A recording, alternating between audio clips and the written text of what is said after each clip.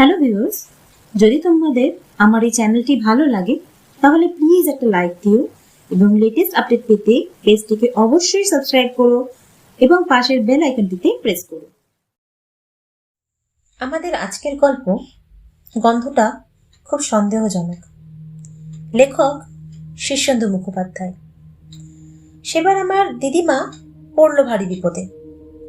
দাদামশাই rail কোম্পানিতে চাকরি করতেন। সে আজ 50 বছর আগের কথা। আমার মা তখনও ছোট্ট, নিজের পড়া খুকি। তখন এত সব শহর নগর ছিল না, লোকজনও এত দেখা যেত না। চারধারে কিছু গাছগাছালি, জঙ্গল টঙ্গল ছিল। সেরকমই এক নির্জন জঙ্গলি জায়গায় দাদামশাই ভর্তি হলেন। উত্তর বাংলার দামোহনীতে মালগাড়ি গার্ড ছিলেন, তাই প্রায় সময় তাকে বাড়ি বাইরে থাকতে হতো। কখনো এক নাগারে 3-4 কিংবা 7 দিন। তারপর ফিরে এসে হয়তো 1 দিন মাত্র বাসায় থাকতেন, ফের মালগাড়ি করে চলে যেতেন। আমার মায়েরা 5 বোন আর 4 ভাই। দিদিমা এই মোট 9 জন ছেলে মেয়েকে নিয়ে বাসায় থাকতেন। ছেলেমেয়েরা সবাই তখনও ছোট ছোট, কাজে দিদিমার ঝামেলার অন্ত নাই। এমনিতে দামোহনী জায়গাটা ভারী সুন্দর আর নির্জন স্থান। বেটে বেটে লিচু গাছের ছাওয়া, পাথরকুচি ছড়ানো রাস্তা, সবুজ মাঠ, কিছু জঙ্গল ছিল। লোকজন বেশি নয়।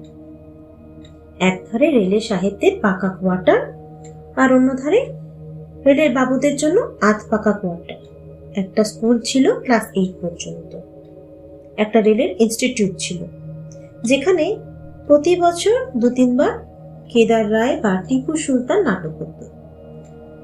রেলের বাবুরা দল বেঁধে গ্রীষ্মকালে ফুটবল খেলতেন, শীতকালে ক্রিকেট। বড় সাহেবরা সে খেলা দেখতে আসতেন। মাঝে মাঝে সবাই দল বেঁধে তিস্তা নদীর ধারে বা জয়ন্তিয়া পাহাড়ে চড়ুই ভাতিতেও যাওয়া। ছোট আর নির্জন হলেও বেশ আমোদে জায়গা ছিল দামোহনী। দামোহনীতে যাওয়ার পরেই কিন্তু সেখানকার পুরনো লোকজনেরা এসে প্রায় দাদামশাইরা দিদিমাকে একটা বিষয়ে খুব হুঁশিয়ার করে দিয়ে যেতেন। কেউ কিছু ভেঙে বলতেন না। যেমন স্টোর কিপার অক্ষয় সরকার দাদামশাইকে একদিন বললেন, এই জায়গাটা কিন্তু তেমন ভালো নয় চাটুজ্জে, লোকজন সব বাজিয়ে নেবেন, কুঠার যাকে তাকে ঘরে ঢুকতে দেবেন না।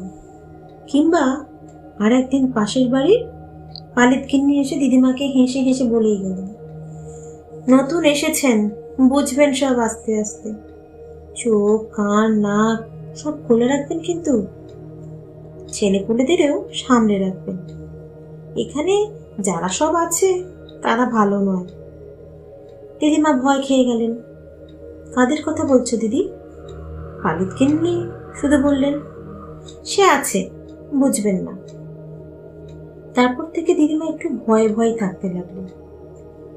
একদিন হলো কি, পুরনো ঝি সুখিয়ার দেশ থেকে চিঠি এলো যে তার ভাসুর পর খুব বেমার হয়েছে, তাই তাকে যেতে হবে। 1 মাসে ছুটি নিয়ে সুখিয়া চলে গেল। দিদিমা নতুন ঝি খুঁজছেন। হঠাৎ করে পরের দিন সকালে আধ বয়সী বউ এসে বলল, ঝি রাখবেন? দিদিমা দনমনে করে তাকে রাখলেন। সে দিব্যি কাজকর্ম করে, খায় দায়, বাচ্চাদের গল্প বলে ভোলায়। 2 দিন পর পালিত কিন্নি একদিন সকালে এসে বললেন, নতুন ঝি রাখলেন নাকি দিদি? কই দেখি তাকে। দিদিমা ডাকতে গিয়ে দেখেন কলতলায় এঁটো বাসন ফেলে রেখে ঝি কোথায় হাওয়া হয়েছে। মেয়ে টাকাটাকিতেও পাওয়া গেল না।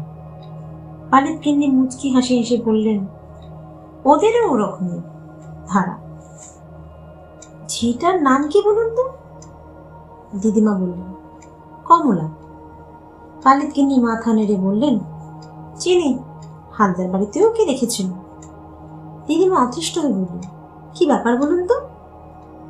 পালিত কিন্নি শুধু শ্বাস ফেলে বললেন, সব কি খুলে বলা যায়? এখানে এই হচ্ছে ধারা, কোনটা মানুষ আর কোনটা মানুষ নয় তা চেনা ভারী মুশকিল। এবার দেখে শুনে একটা মানুষ ছি রাখুন, এই বলে চলে গেলেন পালিতকে নিয়ে। আর দিদিমা আকাশ পাতাল ভাবতে লাগলেন। কমলা বসে একটু বাদেই ফিরে এলো। দিদিমা তাকে ধমক দিয়ে বললেন, কোথায় গিয়েছিলে? সে মাথা নিচু করে বলল, মা, লোকজন এলে আমাকে সামনে ডাকবেন না, আমি বড় লজ্জা পাই। কমলা থেকে গেল, কিন্তু দিদিমার মনে খটকা ভাবটা গেল না। ওদিকে দাদা মশাইয়েরও এক বিচিত্র অভিজ্ঞতা হলো। একদিন লাইনে গেছেন, নিস্তব্ধ রাতে মালগাড়ি যাচ্ছে ডুয়ার্সের গরুর জঙ্গলের মধ্যে দিয়ে। দাদামশাই ব্রেক ফ্যানে বসে ঝিমোচ্ছে। হঠাৎ গাড়িটা দাঁড়িয়ে গেল। তা মালগাড়ি সেখানে দাঁড়ায়। স্টেশনের পয়েন্টসম্যান আর অ্যাসিস্ট্যান্ট স্টেশন মাস্টারেরা অনেক সময় রাত বিরেতে ঘুমিয়ে পড়ে, সিগন্যাল দিতে ভুলে যায়। সে আমলে এমন হামেশা হতো। সেরকমই কিছু হয়েছে ভেবে দাদামশাই বাক্স থেকে পঞ্জিকা বের করে পড়তে। পঞ্জিকা পড়তে তিনি বড় ভালোবাসতেন। গাড়ি দাঁড়িয়ে আছে তো আছে। হঠাৎ দাদামশাই শুনতে পেলেন ব্রেক ভ্যানের পিছনে লোহার সিঁড়ি বেয়ে কে যেন গাড়ির ছাদে উঠেছে। দাদামশাই মুখ বার করে কাউকে দেখতে পেলেন না। ফের শুনলেন একটু দূরে কে যেন ওয়াগনে পাল্লা খোলার চেষ্টা করছে। খুব চিন্তায় পড়লেন দাদামশাই। ডাকাতেরা অনেক সময় শার্ট করে সিগন্যাল বিগড়ে দিয়ে গাড়ি থামান, মালপত্র চুরি করে। তাই তিনি সারেজমিনে দেখার জন্য গাড়ি থেকে হাত পাটিটা নামিয়ে নিয়ে নেমে পড়লেন। লম্বা ট্রেন, তার একদম ডগায় ইঞ্জিন। হাঁটতে হাঁটতে এসে দেখেন লাল সিগন্যাল ইতিমধ্যে সবুজ হয়ে গেছে, কিন্তু ড্রাইভার এবং ফায়ারম্যান কয়লার ডিপির উপরে গামছা পেতে শুয়ে অঘোরে ঘুমাচ্ছে। ওদেরও দোষ নেই, অনেকক্ষণ এক নাগারে ডিউটি দিচ্ছে, একটু ফাঁক পেয়েছে কি ঘুমিয়ে পড়েছে। বহু ঠেলাঠেলি করে তাদের তুললেন দাদামশাই। তারপর ফের লম্বা গাড়ি পার হয়ে ব্রেক ভ্যানের দিকে আসতে লাগলো। মাঝামাঝি এসেছেন, হঠাৎ শোনেন ইঞ্জিনে উশেল দিল। গাড়িও ক্যাচ ক্যাচ করে চলতে শুরু করলো। তিনি তো অবাক। ব্রেক ফেলে ফিরে গিয়ে তিনি সবুজ বাতি দেখালে তবেই ট্রেন ছাড়বার কথা। দাদামশাই হাঁ করে চেয়ে রইলেন। অবাক হয়ে দেখেন ব্রেক ভ্যান থেকে অবিকল গার্ডের পোশাক পরা একটা লোক হাত বাতি তুলে সবুজ আলো দেখাচ্ছে ড্রাইভারকে। ব্রেক ভ্যানটা যখন দাদামশাইকে পার হয়ে যাচ্ছে তখন লোকটা তার দিকে চেয়ে ফিক করে হেসে গেল। বহু কষ্টে দাদামশাই সেবার ফিরে এসেছিলেন। সেবার ম্যাজিশিয়ান প্রফেসর ভট্টাচার্য চা বাগানগুলিতে ঘুরে ঘুরে ম্যাজিক দেখিয়ে দামোহনীতে এসে পৌঁছালেন। তিনি এলেবেলে খেলা দেখাতেন। দড়ি কাটার খেলা, তাসের খেলা, আগুন খাওয়ার খেলা। তা দামোহনীর মতো গঞ্জ জায়গায় সেই খেলা দেখতেই লোক ভেঙে পড়ল। ভট্টাচার্য স্টেজের উপরে দাঁড়িয়ে প্রথম দৃশ্যে একটু বক্তৃতা দিচ্ছিলেন। হাতে ম্যাজিকের ছোট্ট কালো একটা লাঠি। বলছিলেন, ম্যাজিক মানেই হচ্ছে হাতের কৌশল, মন্ত্রতন্ত্র নয়। আপনারা যদি কৌশল ধরে ফেলেন তাহলে দয়া করে চুপ করে থাকবেন, কেউ যেন স্টেজে টর্চের আলো ফেলবেন না, ইত্যাদি। এইসব বলছেন, ম্যাজিক তখনও শুরু হয়নি। হঠাৎ দেখা গেল তার হাতের লাঠিটা হঠাৎ করে হাত থেকে শূন্যে উঠে ডিগবাজি খেল। তারপর আস্তে আস্তে ফিরে গেল ম্যাজিশিয়ানের হাতে। প্রথমেই এই আশ্চর্য খেলা দেখে সবাই প্রচন্ড হাততালি দিল, কিন্তু প্রফেসর ভট্টাচার্য খুব গম্ভীর হয়ে গেলেন। এর পরের খেলা ব্ল্যাকবোর্ডে দর্শকেরা চক দিয়ে যা খুশি লিখবেন আর প্রফেসর ভট্টাচার্য চোখ বাঁধা অবস্থায় তা বলে দেবেন। কিন্তু আশ্চর্য, প্রফেসর ভট্টাচার্যের এই খেলাটা মোটেই সেরকম হলো না। দর্শকেরা কে গিয়ে ব্ল্যাকবোর্ডে লিখবে এই নিয়ে এ ওকে ঠেলছে। প্রফেসর ভট্টাচার্য চোখের ওপর ময়দার লেচি আর কালো কাপড় বেঁধে দাঁড়িয়ে সবাইকে বলছেন, চলে আসুন, সংকোচ নেই, আমি বাঘ ভাল্লুক নই, ইত্যাদি। সে সময় হঠাৎ দেখা গেল কেউ যাওয়ার আগেই টেবিলের উপর রাখা চকের টুকরোটি নিজে থেকেই লাফিয়ে উঠল এবং শূন্যে ভেসে গিয়ে ব্ল্যাকবোর্ডের উপর লিখতে লাগলো, professor Bhattacharya is the best magician of the world. এই অসাধারণ খেলা দেখে দর্শকেরা ফেটে পড়ল উল্লাসে। আর ভট্টাচার্য কাঁদো কাঁদো হয়ে চোখ বাঁধা অবস্থায় বলতে লাগলেন, কি হয়েছে? কি হয়েছে? এবং তারপর তিনি আরো গম্ভীর হয়ে গেলেন। আগুন খাওয়া খেলাতেও আশ্চর্য ঘটনা ঘটালেন তিনি। কথা ছিল মশাল জেলে সেই মশালটা মুখে পুরে আগুনটা খেয়ে ফেলবেন। তাই করলেন। কিন্তু তারপরেই দেখা গেল ভট্টাচার্য হাঁ করতেই তার মুখ থেকে সাপের জিভের মতো আগুনের হলকা বেরিয়ে আসছে। পরে তাসের খেলা যখন দেখাচ্ছেন তখনও দেখা গেল কথা বলতে গেলেই আগুনের হলকা বেরোয়। দর্শকেরা দাঁড়িয়ে উঠে সাধুবাদ দিতে লাগলো। কিন্তু ভট্টাচার্য খুব কাঁদো কাঁদো মুখে 4, 5, 7 গ্লাস জল খেতে লাগলেন স্টেজে দাঁড়িয়ে। তবুও হাঁ করলেই আগুনের হলকা বেরোয়। তখনকার মফস্বল শহরে নিয়ম ছিল বাইরে থেকে এরকম কেউ খেলা টেলা দেখাতে এলে তাকে কিংবা তার দলকে বিভিন্ন বাসায় সবাই আশ্রয় দিতেন। প্রফেসর ভট্টাচার্য আমার মামার বাড়িতে উঠেছিলেন। রাতে খেতে বসেই দাদামশাই বললেন, আপনার খেলা গণপতির চেয়েও ভালো, অতি আশ্চর্য খেলা। ভট্টাচার্য বললেন, হ্যাঁ, অতি আশ্চর্য খেলা, আমিও এরকম দেখিনি।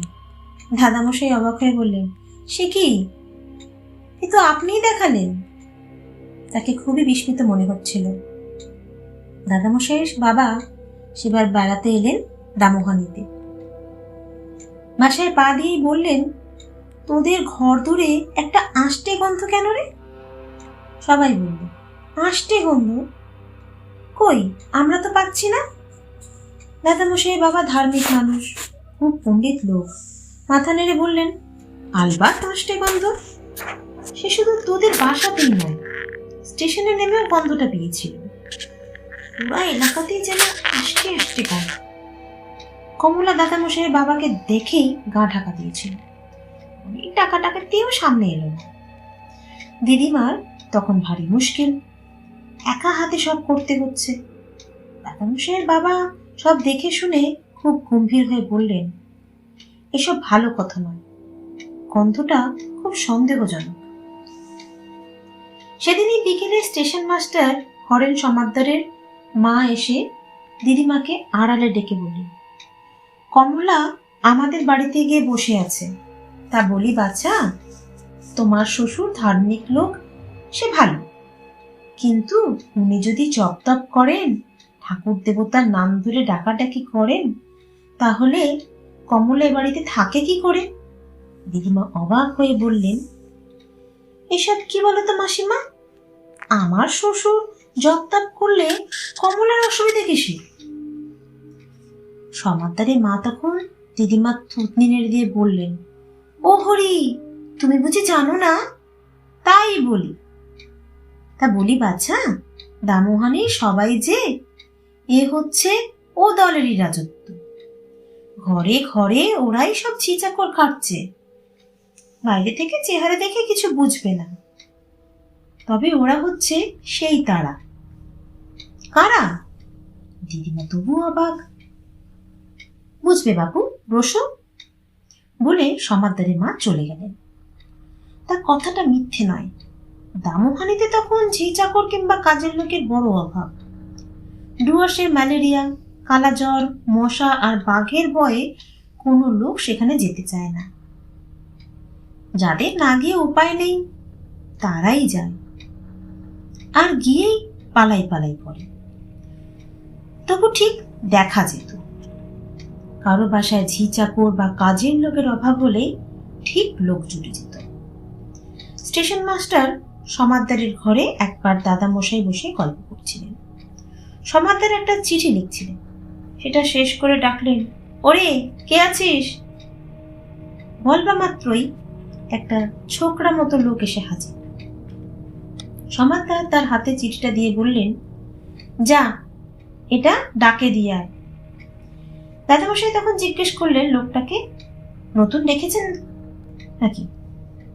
সমাদার মাথা নেড়ে বললেন, না না, 5 মাস কেটে দিয়ে যায় আর কি। খুব ভালো ওরা, ডাকলেই আসে, লোক টোক নয়, ওরাই। মামার বাড়িতে প্রাইভেটে পড়াতে ধর্মদাস নামে একজন বেটে ফর্সা লোক। তিনি থিয়েটারে মেয়ে সেজে এমন মিহি গলায় মেয়েলি পাঠ করতেন যে বোঝাই যেত না মেয়ে না ছেলে। সেবার সিরাজউদ্দৌলা নাটকে তিনি লুৎফা, গিরিশ ঘোষের নাটক, কিন্তু নাটকে তিনি তার ম্যালেরিয়া চাগিয়ে উঠল, লেপ চাপা হয়ে কোঁকো করছেন। নাটক প্রায় শিখে ওঠে, কিন্তু ঠিক দেখা গেল নাটকের সময় লুৎফার অভাব হয়নি। একেবারে ধর্মদাস মাস্টার মশাই যেন গোঁফ কামিয়ে আগাগোড়া নিখুঁত অভিনয় করে গেলেন। কেউ কিচ্ছু টের পেল না, কিন্তু ভিতরকার কয়েকজন ঠিকই জানতো যে সেদিন ধর্মদাস মাস্টার মশাই মোটেই স্টেজে নামেননি। নাটকের শেষে সমাদার দাদামশাইয়ের সঙ্গে ফিরে আসছিলেন, বললেন, দেখলেন কেমন কার্যধর হয়ে গেল? একটু খোনার শুরু কেউ টের পায়নি। দাদামশাই তখন চেপে ধরলেন সমাদারকে। মশাই, রহস্যটা কি একটু খুলে বলবেন? সমাদার হেসে বললেন, সবই তো বোঝেন মশাই। একটা নীতি কথা বলে রাখি, সদ্ভাব রাখলে সকলের কাছ থেকে কাজ পাওয়া যায়। কথাটা খেয়াল রাখবেন। মামাদের মধ্যে যারা একটু বড় তারা বাইরে খেলে বেড়াত। মা আর বড় মাসি তখন কিছু বড় হয়েছে, অন্য মামা মাসিরা নাবালক নাবালিকা। মার বড় লুডো খেলা নেশা ছিল। মা আর মাসি রোজ দুপুরে লুডো পেরে বসে পড়ত, তারপর ডাক দিত, আয় রে। অমনি টুক করে কোথা থেকে মায়ের বয়সে দুটো মেয়ে হাসি মুখে লুডো খেলতে বসে যেত। মামাদের মধ্যে যারা বড় হয়েছে সেই বড় আর মেজ মামা যেত বল খেলতে। দুটো পার্টি প্রায় ছেলে কম পড়ত। ছোট জায়গা তো, বেশি লোকজন ছিল না, কিন্তু কম পড়লে মামারা ডাক দিত, কে খেলবি আয়। অমনি 4-5 জন এসে হাজির হতো, মামাদেরই বয়সী সব ছেলে। খুব খেলা জমিয়ে দিত। এই খেলা নিয়েই আর একটা কাণ্ড হলো একবার। দামোহানির ফুটবল টিমের সঙ্গে এক চা বাগানের টিমের ম্যাচ। চা বাগান থেকে সাঁওতাল আর আদিবাসী দুর্দান্ত চেহারার খেলোয়াড়রা সব এসেছে। দামোহানির বাঙালি টিম যুদ্ধ করতে পারছে না। হঠাৎ দামোহানির টিম খুব ভালো খেলা শুরু করলো, 2 গোল শোধ দিয়েও আরো একখানা দিয়েছে। এমন সময় চা বাগান টিমের ক্যাপ্টেন খেলা থামিয়ে রেফারিকে বলল, ওরা 12 জন খেলছে। রেফারি গুনে দেখলেন না, 11 জনই খেলছে। ফের খেলা শুরু হতে আরেকটু পরে রেফারি খেলা থামিয়ে দামোহানির ক্যাপ্টেনকে ডেকে বললেন, তোমাদের টিমে 4-5 জন এক্সট্রা লোক খেলছে। দুর্দান্ত সাহেব, রেফারি, সবাই ভয় পায়। দামোহানির ক্যাপ্টেন বুক ফুলিয়ে বলল, গুনে দেখুন। রেফারি গুনে দেখে আহাম্মক 11 জনই। দামোহানির টিম আরো 3টে গোল দিয়ে দিয়েছে। রেফারি আবার খেলা থামিয়ে ভীষণ রেগে চেঁচিয়ে বললেন, there at least 10 extra men in this team. দর্শকেরও তাই মনে হয়েছে। গুনে দেখা যায় 11 জন, কিন্তু খেলা শুরু হতেই যেন ঘাসের বুকে লুকিয়ে থাকা কিংবা বাতাসের মধ্যে মিলিয়ে থাকা সব খেলোয়াড় পিলপিল করে নেমে পড়ে মাঠের মধ্যে। রেফারি দামোহানির টিমে আপলাইন করিয়ে দিয়ে সকলের মুখে ভালো করে দেখে বললেন, শেষ 3টে গোল যারা করেছে তারা কই, তাদের তো দেখ। একটা কালো ঢ্যাঙা ছেলে, একটা বেটে আর ফর্সা, আর একটা ষাঁড়ের মতো, তারা কই? দামোহানির ক্যাপ্টেন মিনমিন করে সাফাই গাইতে লাগলো। রেফারি আরো রেগে ডং। চা বাগানের টিমও ভ্যাবাচাকা খেয়ে হাফসে পড়েছে, কিন্তু কেউ কিছু বুঝতে পারছে না। খেলা অবশ্য বন্ধ হয়ে গেল। দাদামশাইয়ের বাবা লাইনের ধারে দাঁড়িয়ে খেলার হালচাল দেখে বললেন, আবার সেই গন্ধ। এখানেও একটা রহস্য আছে, বুঝলে সমাদ্দার? স্টেশন মাস্টার সমাদ্দার পাশেই ছিল। বললেন, ব্যাটাটা একটু বাড়াবাড়ি করে ফেলেছে। কে, কাদের কথা বলছো? সমাদ্দার এড়িয়ে গেলেন। দাদামশাইয়ের বাবা দীর্ঘশ্বাস ছেড়ে বললেন, গন্ধটা খুব সন্দেহজনক। দাদামশাইয়ের বাবা সবই লক্ষ্য করতেন আর বলতেন, এসব ভালো কথা নয়, গন্ধটা খুব সন্দেহজনক। বৌমা, এসব কি দেখছি তোমাদের এখানে? হুট বলতেই সব মানুষজন এসে পড়ে কোত্থেকে, আবার হুশ করে মিলিয়ে যায়। কাল মাঝরাতে উঠে একটু তামাক খাওয়ার ইচ্ছে হলো, উঠে বসে কেবলমাত্র মনে মনে বলছি একটু তামাক খাই, অমনি একটা কে যেন বলে উঠল, এই যে বাবা মশাই, তামাক সেজে দিচ্ছি। অবাক হয়ে দেখি সত্যি একটা লোক হোলকে ধরিয়ে এনে হুঁকোয় বসিয়ে দিয়ে গেল। এসব কারা? দিদিমা তার কি উত্তর দেবেন, চুপ করে থাকেন। দাদামশাইও বেশি উচ্চবাচ্য করেন না, বোঝেন সবই, কিন্তু দাদামশাইয়ের বাবা কেবলই চারধারে বাতাস শুকে শুকে বেড়ান আর বলেন, এ ভালো কথা নয়, গন্ধটা খুব সন্দেহজনক। মা প্রায় তার দাদুর সঙ্গে বেড়াতে যেতেন। রাস্তায় ঘাটে লোকজন কারোর সঙ্গে দেখা হলে তারা সব প্রণাম বা নমস্কার করে সম্মান দেখাতো দাদামশাইয়ের বাবাকে, কুশল প্রশ্ন করত। কিন্তু দাদামশাইয়ের বাবা বলতেন, রোসো বাপু, আগে তোমাকে ছুঁয়ে দেখি, গায়ের গন্ধ শুকি, তারপর কথাবার্তা। এই বলে তিনি যাদের সঙ্গে দেখা হতো তাদের গা টিপে দেখতেন, শুকতেন, নিশ্চিত হলে কথাবার্তা বলতেন। তার দোষ দেওয়া যায় না। সেই সময় দামোহানিতে রাস্তায় ঘাটে বা হাটে বাজারে যেসব মানুষ দেখা যেত তাদের 12 আনায় নাকি সত্যিকারের মানুষ নয়। তা নিয়ে অবশ্য কেউ মাথা ঘামত, সকলেরই অভ্যেস হয়ে গিয়েছিল। অভ্যেস জিনিসটাই ভারী অদ্ভুত। যেমন বড় মামার কথা বলি, দামোহানিতে আসবার অনেক আগে থেকেই তার ভারী ভূতের ভয় ছিল। তারও দোষ দেওয়া যায় না, এই বয়সে কারই বা ভূতের ভয় থাকে না। আর কিছু বেশি ছিল, সন্ধ্যের পর ঘরের বার হতে হলেই তার সঙ্গে কাউকে যেতে হতো। দামোহানিতে আসার অনেক পরেও সে অভ্যেস চাই। একদিন সন্ধ্যেবেলা বসে ধর্মদাস মাস্টারমশাইয়ের কাছে পড়ছেন একা। বাড়ির সবাই পাড়া বেড়াতে গেছে। ঠিক সেই সময় তার বাথরুমে যাওয়ার দরকার হলো। মাস্টারমশাইকে তো আর বলতে পারেন না, আপনি আমার সঙ্গে দাঁড়ান। তাই বাধ্য হয়ে ভিতরে বাড়িতে এসে অন্ধকারকে উদ্দেশ্য করে বললেন, এই শুনছিস, তুমি একটা সমবয়সী ছেলে এসে দাঁড়ালো, কি বলছো? আমি একটু বাথরুম যাব, আমার সঙ্গে একটু দাঁড়াবি চলতো।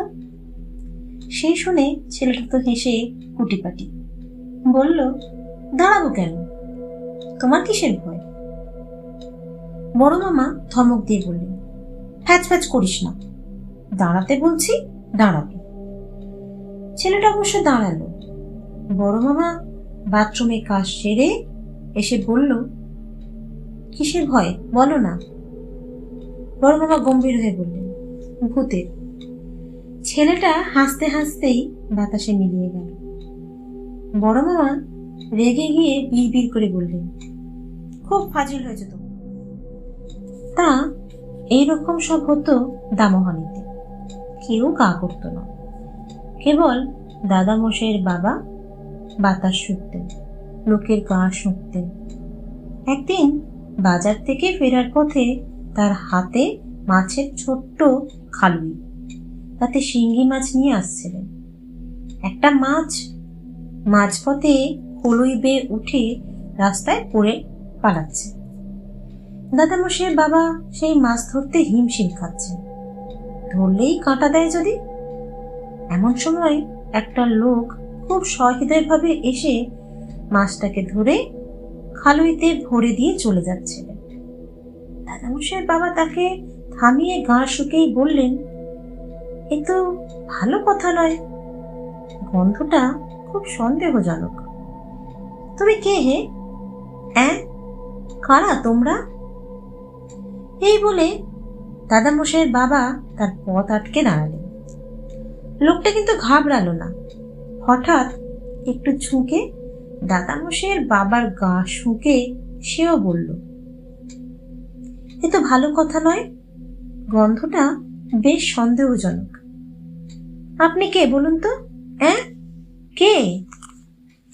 এই বলে লোকটা হাসতে হাসতে বাতাসে অদৃশ্য হয়ে গেল। দাদামশাইয়ের বাবা আর গন্ধের কথা বলতেন না, একটু গম্ভীর হয়ে থাকতেন ঠিকই। ভূতের অপমানটা তার প্রেস্টিজে খুব লেগেছিল। একটা ভূত তার গা শুঁকে ওই কথা বলেছে, ভাবা যায়? সমাপ্ত।